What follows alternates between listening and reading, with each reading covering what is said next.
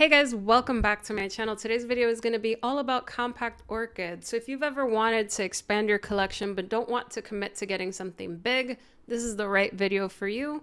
Most of my orchids are not too big. I mean, you could see the shelf right here behind me is not more than 2 feet tall, so most of my collection is compact. I find over time though that some orchids start out looking compact and then they get bigger as they grow, including some Phalaenopsis. So in this video, I'm going to share some orchids that I have that stay relatively small, and I'm going to tell you a little bit more about them. If you've been following me for a while, some of these you'll recognize, some of these you will not. So some of them are new, and I'm going to walk you through all of my favorites. So with that said, let's jump right in. All right, let's start out with some dendrobiums. So one of my favorites is this one right here. This is the Dendrobium New Hope Mini. I like this one because the blooms last a really, really long time. Now, it's not fragrant, but it's not that big, and it's pretty small for a dendrobium. And if you have dendrobiums, especially Dendrobium Phalaenopsis types, they can be notoriously very large. So this is one of my favorites just because it stays nice and small and the flowers last a really long time. Now, I brought this orchid to my orchid workshop in mid-November and it's still blooming. It's fading a little bit, but the blooms on this can last 2 months if it's really hot, up to 4 months if it's cooler and getting good humidity. So that is a big plus for this orchid. Doesn't get too big, relatively tight growth pattern if you stake it properly. We have some keikis here that I have to get off, but it's not like a rambly kind of orchid that grows all over the place. No, it's a nice one, easy grower. Water it, let it dry, give it some bright light, and you'll get some beautiful flowers.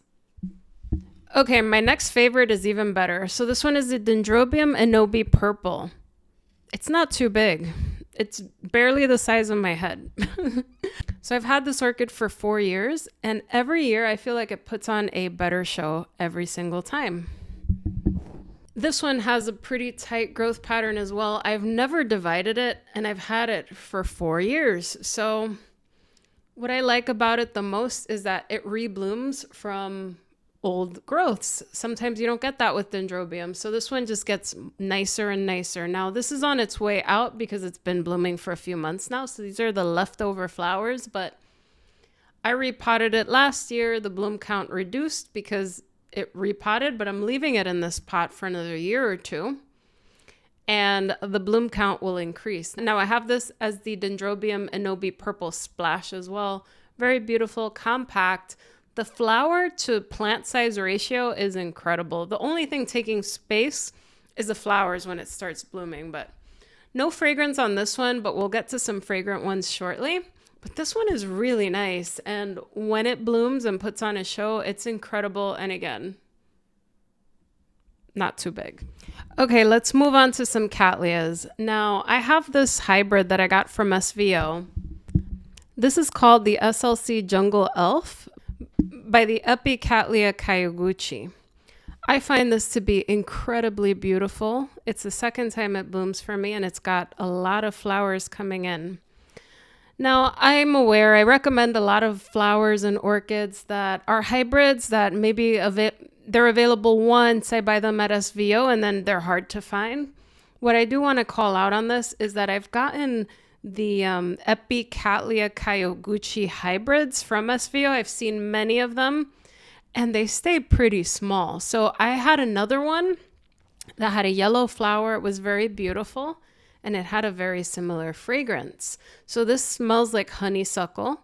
It stays quite small. So my recommendation on this one is you probably won't find the same exact one, but you'll probably be able to find the Cattleya Kyoguchi hybrids in general. And I recommend them because they're fragrant. They're not too big. Using my head as a reference, it's not too tall. And look at how many flowers it's going to give me. I'm sure this is going to improve over time, but I've had this for maybe 2 years. I don't think it's going to get much bigger than this. It's supposed to be a relatively small Cattleya orchid, so highly recommend those Kyoguchi hybrids if you're able to.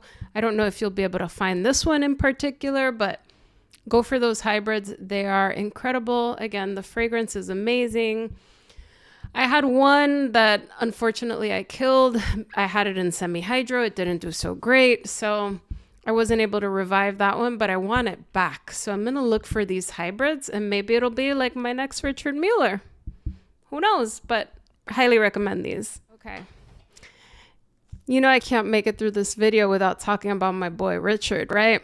So I wanted to share this hybrid here, and I also wanted to make a call out. So I recommend a lot of Richard Mueller hybrids, Powerless Spots, Vern Block. Those can be hard to find. So I want to call something out in particular with those hybrids. You may not be able to find all of them, but as long as you could find something with the parent in it, they can be very, very cool. Now, I got this one at SVO, and I wanted to highlight this one in particular because I find that it's smaller, yet quite vigorous. And this is the Richard Mueller cross with the Laelia. It's a cross between the Laelia angerii and the Laelia flava. This is quite small, vigorous, produces quite a few flowers. It bloomed for me 3 times. But if you could find a Richard Mueller with a Laelia, or even explore some of the Laelias. Wow, my cat just jumped on my chair. Absolutely no respect, but we'll carry on anyway. What is this? No respect, no respect. I'll just lean on her. No respect. She jumped on the back of my chair because there was a tiny gap. Anyway, back to Richard Mueller, back to Laelias. Some of them are repetitive, so some of the blooms will look very similar to others. So if you can't find the Powerless Spots, if you can't find Vern Block, you might be able to find rustic spots, for example. That's common. You might be able to find Copper Queen. If you find something crossed with a Laelia, that's more of those rapiculous Laelias, they'll stay small. So I just wanted to share, there's a lot of variety in these. And if you can't find them now, reach out to SVO. I got a lot of them at SVO. Maybe they have some that they're brewing up for the next season, but you'll find varieties. Don't stick to one because they have these catalogs of hundreds of flowers, right? Every year, at least 100 flowers they release, and maybe they won't cross them again. Some of them get very popular, some don't. And they may not make it, they may not register them. So just look through the catalog. You'll be able to find something. And even if you don't know it, it could be a special one. The Powerless Spots wasn't registered when I purchased it, for instance. And at least I don't think so because it didn't have a name at the time. But feel free to explore and you'll find. But these stay quite small. Okay, let's move on to a different one, and this is a Phalaenopsis, and you're probably wondering, why am I including a Phalaenopsis here? Well, this is a species. This is my Phalaenopsis Tetraspis C1, and I've had this for 4 or 5 years now, and it's not big. It's a species, and it's got really cool flowers. With that said, look at the spikes. They just keep going, and they don't end, and not only that, this is like a baby keiki machine. It's just constantly pushing out keikis. So I recommend this one because it's got beautiful flowers. It's easy to grow. Keep it warm. I have this in moss. I water it as it's approaching dryness. The biggest difference on the care of this orchid is just keep it warmer. Don't let it stay dry for too long. Again, I try to water as it's approaching dryness versus leaving it completely dry.